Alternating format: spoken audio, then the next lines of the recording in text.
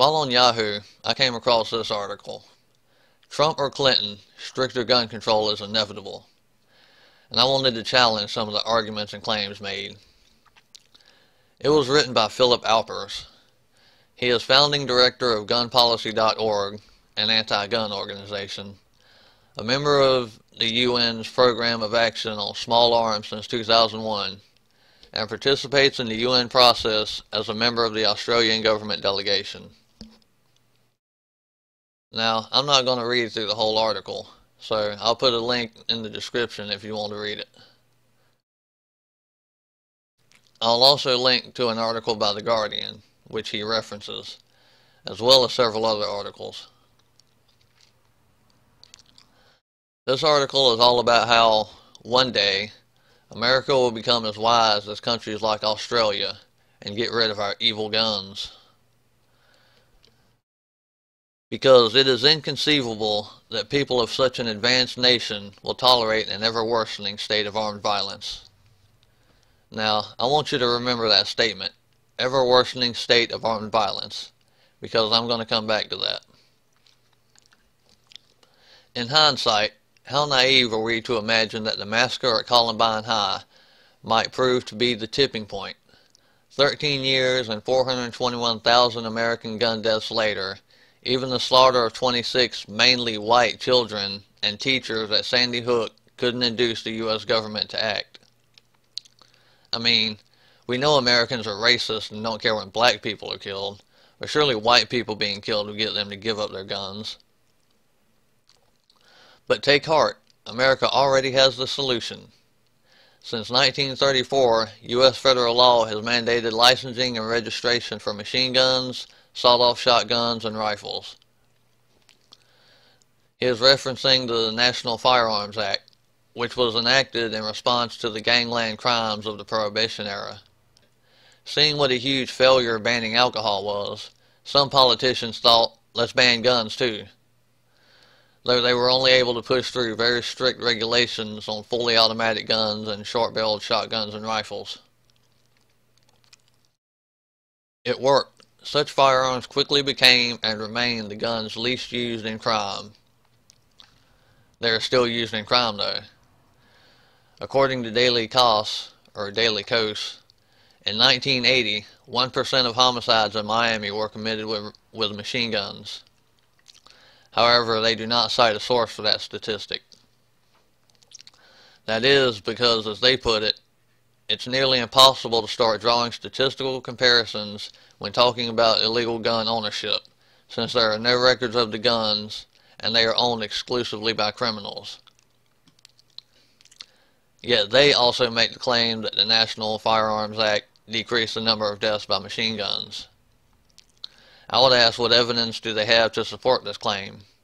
What evidence do they have that machine guns weren't already the least used in crimes? I tried to find data for machine guns used in crimes prior to 1934 and couldn't find any data on it. They themselves admit it is nearly impossible to get the statistics to support their claim, but still make the claim as though it is a fact.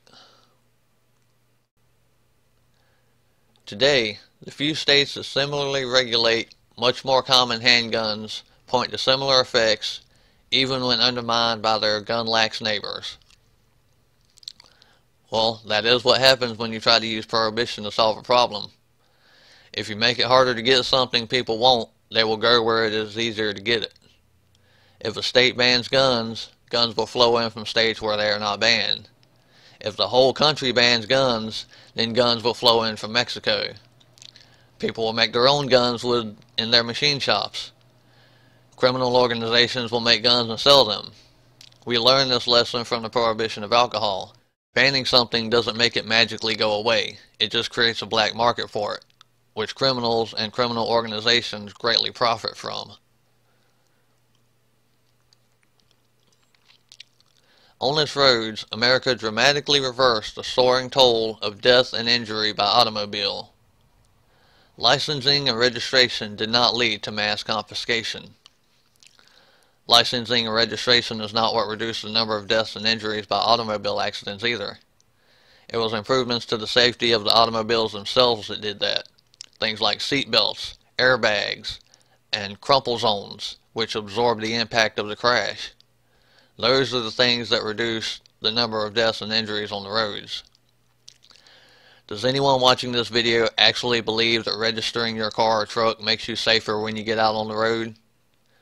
What about licenses? Do you think, man, as long as everyone on the road today has a license, there shouldn't be any accidents?